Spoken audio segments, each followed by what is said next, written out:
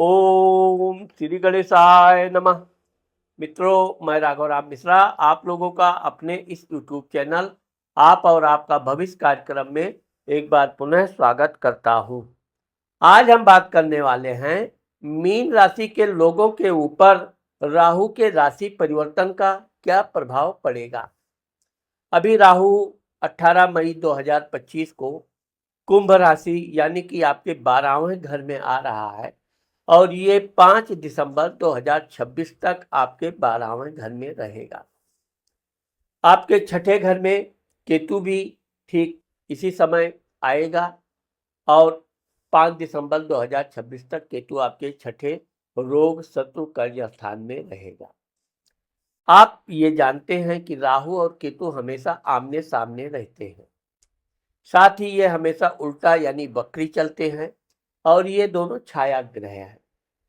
राहु के बारे में आप जानते होंगे, राहु एक बहुरूपिया ग्रह है।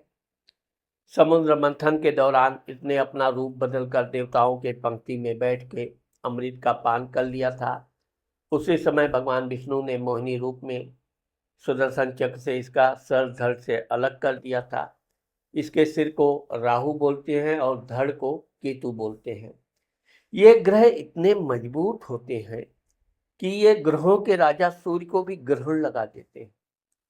सूर्य ग्रहों के दूसरे राजा चंद्रमा पर भी इनका ग्रहण लगता है। कहने के लिए तो ये छाया ग्रह हैं, लेकिन ये जिस घर में बैठते हैं उस घर को ये खराब करते हैं। जिस घर पर इनकी दृष्टि पड़ती है वहां पर भी ये अपना प्रभाव दिखाते हैं। जिस ग्रह को देख लेते हैं उस ग्रह के पावर में ये शक्ति में कमी ला देते हैं।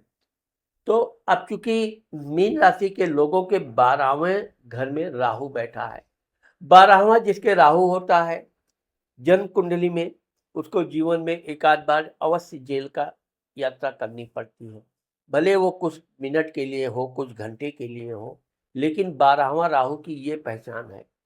दूसरा, 12वां राहु का मतलब ये भी होता है कि अगर आप कहीं कोर्ट कचहरी में फंस गए तो आपका बहुत सी संपत्ति नष्ट हो जाएगी, बहुत लंबा केस चलेगा और आपको बर्बाद करने के बाद फिर आपको विजय भी दिला देगा, लेकिन उस विजय का कोई मतलब नहीं होता है। विशेषकर ये उन लोगों की राशि लोगों के लिए बहुत मायने रखता है जो लोग अपना जीवन साथी के साथ कटु अनुभव होने के कारण या किसी कारणवश अलगाव की स्थिति आ जाती है। और अगर उन लोगों के 12वां राहु जन्म कुंडली में हो, ये गोचर में नहीं। मैं आपको इसलिए बता रहा हूं कि जन्म कुंडली में 12वां राहु का कितना बड़ा दुष्प्रभाव होता है कि आप यात्रा के दौरान निकलेंगे, अक्सर जल्दबाजी में आप मुख्य मुख्य पेपर चीजें भूल जाएंगे, अचानक जाके रास्ते में याद आएगा। तो यह राहु हमेशा गुमराह परेशान करता रहता है। राहु यात्रा के दौरान ज्यादा परेशान करता है। आपको तरह तरह के ठग लुटेरे मिलेंगे, तरह तरह के आपको प्रलोभन देंगे, मिट्टी के भाव सोना बेचने की बात करेंगे और अगर आप उनके प्रलोभन में आ गए तो आपका भंटाधार होने से कोई नहीं रोक सकता है। अब चूंकि मीन राशि के गोचर में 12वें आपके राहु आ गया है, ये राहु आपका 18 महीना यानी कि 1.5 साल तक आपके 12वें घर में रहेगा। आपको यात्रा के दौरान बिल्कुल नए लोगों से कोई भी चीज खरीद फरोख्त करने से बचना चाहिए। पहले नजर में तो आपको किसी से जल्दबाजी में दोस्ती नहीं करनी चाहिए। दोस्ती करनी भी चाहिए तो उसके ऊपर पूर्ण रूप से भरोसा नहीं करना चाहिए और उसके कहने पर आपको अधिक धन व्यय नहीं करना चाहिए। उसके उकसावे में आकर कोई आपको ऐसा कार्य नहीं करना चाहिए, यानी कि किसी से लड़ाई झगड़ा बिल्कुल नहीं करना चाहिए।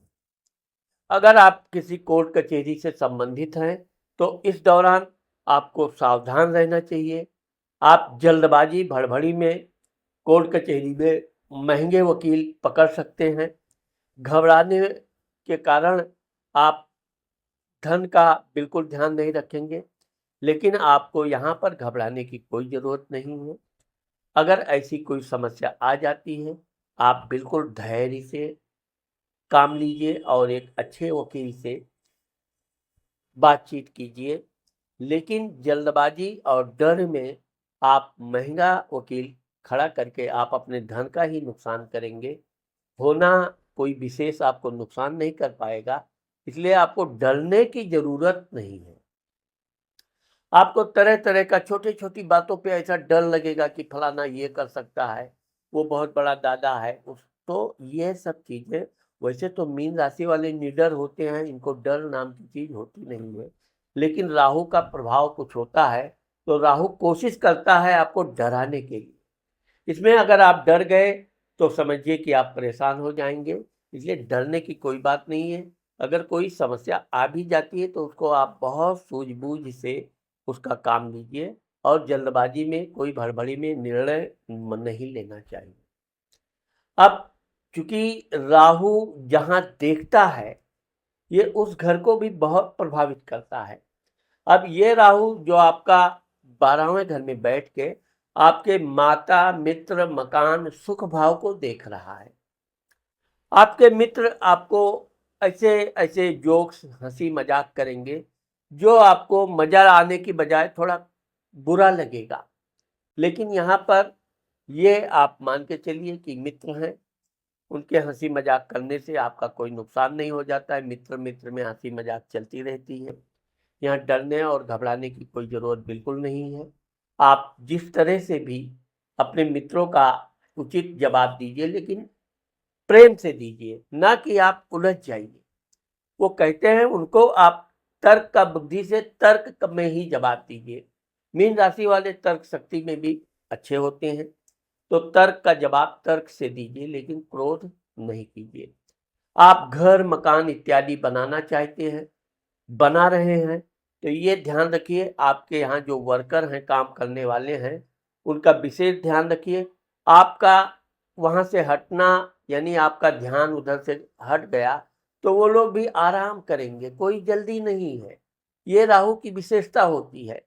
आप अच्छे मेहनती मज़दूर लाओगे, आप सामने खड़े हो, वो बहुत जल्दी-जल्दी अच्छे ढंग से काम करेंगे। आप थोड़ी-सी कुछ समय के लिए हट गए तो आपका काम बहुत धीमी गति से चलेगा। इस बात का ध्यान रखिए कि आप अपना काम करवा रहे हैं तो आप अपने काम में भी आप चुस्ती-फुर्ती बनाए रखिए। वहाँ पर डटकर उनके सामने आप काम भी लीजिए। आप धन दे रहे हैं तो काम कर दे रहे हैं, इसलिए यहाँ पर कोई आपको चिंता करने की ज़रूरत नहीं है। अपनी माताजी से विशेषकर आपको प्रेम रखना चाहिए। आपकी माताजी आपके ऊपर क्रोध भी करें, गुस्सा भी करें, आपको कदापि बुरा नहीं मानना चाहिए। वो जो भी कर रही हैं, वो माँ हैं, माँ के भगवान के समान हैं। वो कह रही हैं, कहने दीजिए। आपका उनसे किसी भी तरह का विवाद उचित नहीं है, वरना ये राहु आपको परेशान कर देगा। आपके अड़ोसी-पड़ोसी मित्र आपको इसी बात का इंतज़ार करेंगे कि कब आप अपने घर में उलझ जाइए। घर में उलझने से आपके गृह सुख में कमी आ जाएगी, फिर आप मानसिक तौर पे परेशान हो जाएँगे। तो उससे आप अपने मित्रों से भी उलझ जाएँगे, जो आपके शुभचिंतक हैं उनसे भी आपको क्रोध आएगा, लोगों पे डाउट होगा, शक होगा। आपके अच्छे-अच्छे मित्र भी समय पर आपके अपने वचन से पीछे हट सकते हैं, लेकिन इसका मतलब ये नहीं कि आपको उनसे झगड़ा करना चाहिए, क्रोध करना चाहिए।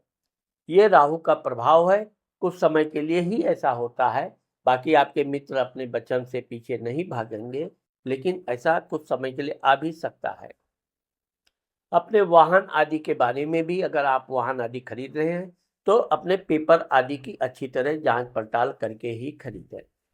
ये राहु आपके छठे घर को रोग, शत्रु, कर्ज स्थान को देख रहा है। आप अगर कर्ज में फँसे हैं, तो धीरे-धीरे करके आप कर्ज को उतारने का प्रयास कीजिए, ये कर्ज निकल जाएगा। यहाँ पर ये मैं आपको ज़रूर समझाऊँगा कि इस 1.5 साल यानी 18 महीने में आपको किसी के कर्ज के गारंटर नहीं बनना चाहिए। अगर आपने किसी कर्ज वाले से गारंटी ले लिया, तो आपके लिए समस्या बढ़ सकती है। यही राहु आपके अष्टम घर को मृत्यु स्थान, दुर्घटना को भी देखेगा। शेयर सट्टा कर्ज। अब आप इस बात का ध्यान रखिए कि आप अधिक लोभ में शेयर सट्टा जुआ में कभी भी धन ज़्यादा मत लगाइए। आप उतना ही कार्य कीजिए जिससे अगर आपको नुकसान भी हो जाए तो आपको बहुत बड़ी परेशानी ना उठाना पड़े, क्योंकि आपके ऊपर अभी शनि की 7.5 भी चल रही है, ऊपर से आपका 12वां राहु भी आ गया है। तो इसलिए आपको इस बात का ध्यान रखना चाहिए कि ज़्यादा लालच बुरी बला। आप अगर अधिक लालच के चक्कर में किसी को धन दे देते हैं, ज़्यादा ब्याज के चक्कर में धन दे देते हैं, ये धन आपका फंस सकता है और आपके ज़रूरत पड़ने पर आप परेशान हो सकते हैं।